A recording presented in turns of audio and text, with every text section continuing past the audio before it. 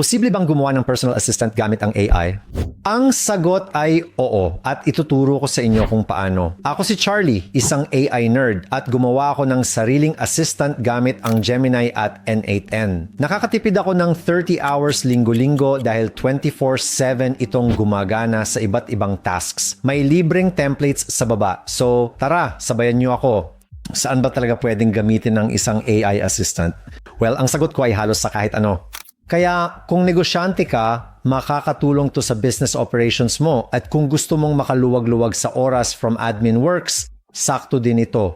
Sabi ko nga, gumawa na ako ng iba't ibang templates para sa lahat at nandyan yung links sa description. Ngayon, lahat kayong nanonood nito, kailangan nyo ng AI personal assistant seryoso. Hindi mo na kailangan kumuha ng buong team.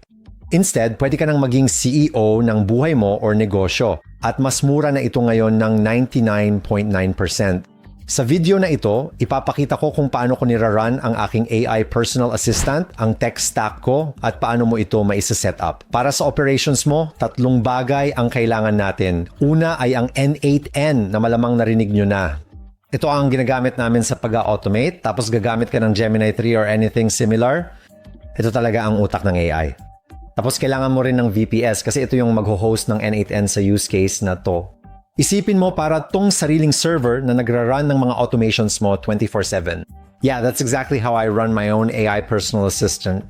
So pag pinagsama-sama mo yung tatlo, may powerful assistant ka na may access sa files mo, G Drive at email. Kaya nitong gumawa ng napakaraming tasks para makatipid ka sa oras. For example, paggawa ng presentations, reports, o pag-book ng flights at hotel. Basically, lahat ng kayang gawin ng isang executive assistant. Okay, so ang first step is kailangan natin ng VPS. So this is a virtual private server at dito natin irarun ang N8N. Pwede kang direktang magbayad sa N8N ng $24 kada buwan para sa hosting, pero ang workaround ko is gamitin yung free N8N license sa sarili mong server. This way, makakatipid ka ng 70%. Kaya tingin ko mas okay talaga to. Hindi alam ng karamihan na may community version ng N8N na 100% free at mas mura ang sariling VPS kaysa sa N8N mismo. I-click mo yung link sa baba para sa special landing page ng Hostinger N8N.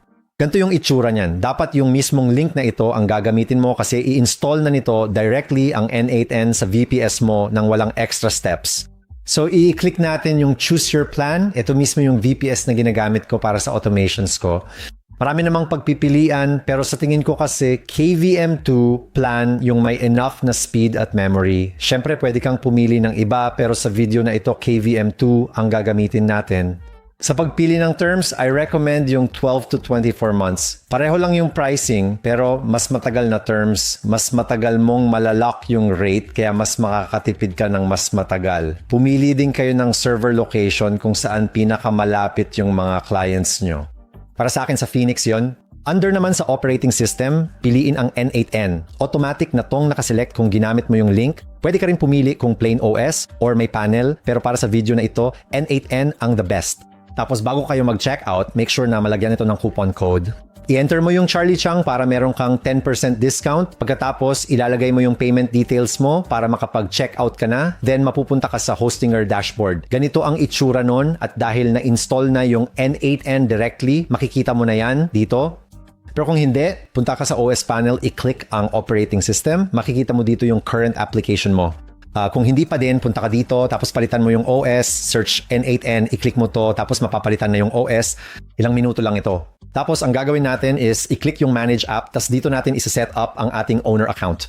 Gagawa lang ako ng panibagong install para ipakita kung gaano ito kadali. Para makuha ang mga paid features ng libre sa community version ng N8N, ilagay ang email dito at i-click ang Send me a free license key. Ngayon, kukopyahin at i-paste ang license key. Bumalik dito, i-click ang Enter Activation Key and i-paste ito rito mismo.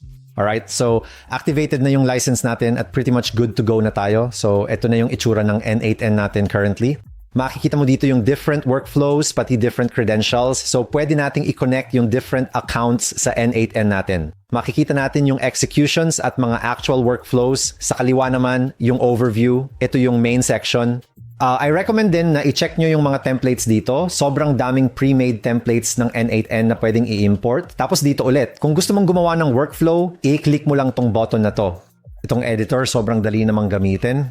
Kaya mong matutunan lahat to sa isang maghapon kasi para lang talaga siyang isang flowchart. Magsiset ka ng triggers at kung ano ang mangyayari pagkatapos, kahit anong actions. Halos self-explanatory na ito. Hindi ko natatalakayin yung pagbibuild ng workflow sa video na ito. May ibang mga videos ako na nag-explain ng lahat yan. Ilalagay ko na lang yung link sa ibaba, pero ang ire-recommend ako sa inyo ay huwag nang masyadong i-overthink yung pagbuo ng sarili ninyong custom automations. Sa halip, kumuha ng iba't ibang templates tapos i-import sa account mo. Sobrang dali nun. For example, itong 3 templates na to, i-import mo lang sa N8N account mo para masubukan. Kakailanganin mo lang ng kaunting setup pero madali lang to. And again, I recommend na gawin mo yan habang nanunood. Yan ang easiest way to do it. Ngayon, i-open ko naman yung Gemini 3 Daily Brief Automation. Nasa description din ito para ma-download at i-import nyo. Pero pag-usapan muna natin kung bakit mahalaga ang Gemini 3. Depende kung kailan mo pinapanood ito. Baka may bagong version na ngayon or may iba kang gustong gamitin. Pero ito yung brand new Gemini. Sobrang talino na nito. The logic is insane. And yeah, hindi lang text yung naiintindihan niya, pati images, documents, at code. Pwedeng kahit screenshot lang o kaya PDF, mga ganon. Tapos kaya niya paring interpret at mag-respond with really high accuracy. Sobrang lawak din ng context window, kaya pwede mo siyang i-feed ng maraming data kahit magkakaiba. Kaya it's the perfect brain para maging personal assistant. So again, sa Gemini 3 Daily Brief Automation, ayan, may trigger tayo rito. At kapag kinlik ko ito, makakapag-set tayo ng mga parameters. So magti-trigger ito araw-araw alas 7 ng umaga. Yung oras nito ay nakabase sa oras ng VPS mo, kaya siguraduhin accurate siya. And essentially, ay araw-araw ng alas 7 ng umaga, papasok to sa Gmail ko para tingnan ng messages. At sa Google Calendar ko kung ano ang mga ganap. Pumunta lang kayo rito, i-double-click ito, pindutin ang edit button dito, tapos i-connect nyo yung Gmail account nyo sa inyong NAN server. So basically, magsa-sign in lang kayo sa Google dito, tapos same thing din sa Google Calendar naman dito. Pindutin ito. Pagkatapos, kukunin nito ang lahat ng information na to tapos pagsasama-samahin niya. Na ira-run niya yan sa AI agent natin. Basically, yun yung brain. Naka-Gemini 3 yan. Kung gusto mo itong baguhin, i-double-click lang at palitan yung AI na ginagamit niya. As you can see, may prompt na tayong nakalagay dyan. Ito yung magsasabi kung ano exactly ang kailangan gawin. At syempre, kung marami kang gustong gawin, pwede mong i-tweak itong message na to and after that, magsasend na siya ng summary sa Telegram mo. Ngayon, kung hindi kayo nagte-Telegram, pwede rin itong isend sa email. Pwede nyo rin itong paggawain ng Google Doc. Pero para sa akin, mas madali sa Telegram. Pumunta lang kayo dito. Gumawa na ako ng Telegram bot na pwede nyong gamitin. Ilagay nyo lang yung chat ID nyo dito. Find Sam the bot sa Telegram, tas i-chat nyo lang siya. Tapos kunin nyo lang yung chat ID nyo. And guys, I know medyo komplikado, pero gagawa na lang ako ng Google Doc para sa inyo sa baba. Lalagyan ko ng step-by-step instructions para susundin nyo na lang exactly. Ilalagay ko din kung paano ito i-set up. For example, paano kunin yung chat ID sa Telegram. Search nyo lang yung bot na all user info bot, sendan nyo ng message, tas lalabas na yung chat ID nyo. Input nyo lang yun sa automation na ito. Ipapakita ko sa inyo, i-run natin yung workflow na ito sa AI agent, the brain, tapos isesend niya sa akin yung summary sa Telegram. As you can see, ayan, sinend niya na. Ngayon, nakakonect to sa account na walang emails at calendar, kaya wala-wala itong gagawin dito. Pero yeah, perfect use ito ng AI personal assistant. Makakatipid ka ng maraming oras kapag ito ang gumawa ng mga reports at briefs para sa'yo para makapag-focus ka lang sa actual workday mo instead na isa-isahin mo pa lahat ng mga nangyayari. Another use case sa personal assistant mo is kaya nitong mag-generate ng financial reports mo. So, depende sa type ng financials mo, pwedeng business or personal finances. Pwede kang mag-build ng ganito, which basically gagawan niya lang ng some type of report. I-run mo lang sa Gemini 3 Brain, then isend mo lang ang analysis sa Telegram mo. Sa particular workflow na ito, may trigger tayo na basically first day of every single month, sasendan ka niya ng message sa Telegram at i-remind na i-upload ang financials mo. So, the way na sinetap ko siya ngayon is tatanungin niya ako sa profit and loss pati sa spreadsheet ng mga transactions ko. So, i-upload ko na lang yung mga yun dito. Click submit, tapos mag-generate na siya ng full report. Isa pang example ng workflow para sa personal assistant ko is this Gemini 3 Content Generator. Pwede nyong i-import to para i-check sa account nyo, pero basically trigger lang siya. Set lang ng keyword, in my case, kung gagawa ako ng content about, let's say, affiliate marketing. Ilalagay ko yan dito. Next is pupunta ako sa LinkedIn, X, and Reddit at mag-browse sa iba't ibang mga posts. gagamit tayo ng Apify dito. Kukuha tayo ng maraming data, tapos i-merge natin lahat. Ira-run natin sa AI Agent Brain, tapos sasendan tayo niya ng email. Yung name ng email is gonna be Daily Social Trend and Ideation, tapos may date, and yeah, gagawin niya yan everyday at 7 a.m. So ito yung example ng email. Siyempre, pwede mo yung i-tweak sa kung paano mo gusto. Ang kailangan mo lang gawin is click yung AI agent dito, tapos papalitan mo yung prompt. As you can see, di naman masyadong komplikado mag-build ng workflows for yourself. Pero para sa karamihan sa inyo, di ko pa din recommended ito. Ang gawin nyo na lang, maghanap kayo ng different templates, tapos import nyo sa account nyo, then just tweak it. Ngayon, gawa lang ako ng gawa ng workflows. So kung gusto nyo ng access doon, may free AI community ako. Ilalagay ko yung link sa baba. Pwede kayong sumali, madami kaming helpful posts about AI doon. Now remember, sobrang konti lang ng subset of the types of automations ang pwede mong i-build. Kung ma-spend lang kayo ng couple of days para aralin to at mag-build ng different automations, pwede na kayong makagawa ng personal assistant na makakatulong sa inyo sa kahit ano. Ang ire-recommend ko ay gumamit kayo ng ChatGPT or kahit anong AI platform, tapos mag-brainstorm kayo kung anong types ng automations ang gagawin nyo, right? Siyempre magkakaiba tayong lahat ng sitwasyon, pero magdedepende yan sa type of life at business mo. Pero ang gusto kong gawin ay makipag-usap lang sa AI. Sasabihin mo lang yung mga ginagawa mo on a day-to-day basis. Kung may business ka, anong business yon? Different context lang. Tapos, tsaka mo itanong, what are the automations that I should be building out of my personal assistant, which will make my life a lot better? Lagi ko tong ginagawa. Mentor ko ang ChatGPT at malaking tulong ito, kaya nire-recommend ko talaga ito sa inyo. Final advice ko naman para sa topic na to, I recommend na start simple lang. I-set up nyo lang sa credentials nyo, import nyo yung 3 templates, tweak nyo lang, tapos hanap kayo ng templates tulad ng post namin sa school community. Another thing is, hindi nyo kailangan gamitin ng N8N.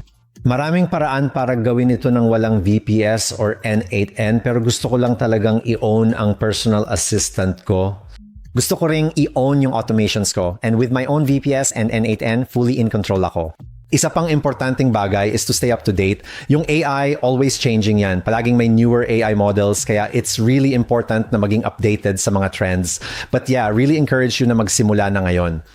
I-treat mo yung life mo as a business and sobrang daming stuff ang pwede nyong i-optimize para maging mas efficient. And nag-i-start lahat yan by having some type of assistant to do all this stuff for you. Dati pang mayaman lang ang pagkakaroon ng assistant, pero ngayon, pwede ka nang magkaroon ng sariling AI personal assistant at nasa $10 lang ito per month. Makakatulong ang AI para mabawasan yung oras na ginagamit mo sa mga bagay na hindi mo talaga gustong gawin para gawin ang mga bagay na talagang gusto mo. Ito ang tamang paggamit ng AI technology and I really hope na naiintindihan nyo how powerful it can be kapag ginamit ng tama. Madami tayong na-cover pero pwede nyo naman itong balikan sa susunod. I encourage you guys na sundin ito step by step. Build your AI personal assistant at mag-spend ng time para ma-set up ito. Talagang malaki ang maitutulong nito sa buhay nyo. So, yun na yun. Sana may nakuha kayong value dito. Again, lahat ng resources na napag-usapan natin nandyan na sa baba. Gamitin nyo yung Hostinger link at coupon code ko para makatipid kayo. Make sure din na kunin nyo yung mga free templates. Maraming salamat sa oras nyo. Kung may nakuha kayong value sa video na to, i-hit nyo yung like button at mag-subscribe for more content like this. Marami akong videos about entrepreneurship, AI, finance, stuff like that, at lahat yun para matulungan kayong maging financially successful. Thank you sa time nyo. Takits sa next video. Peace!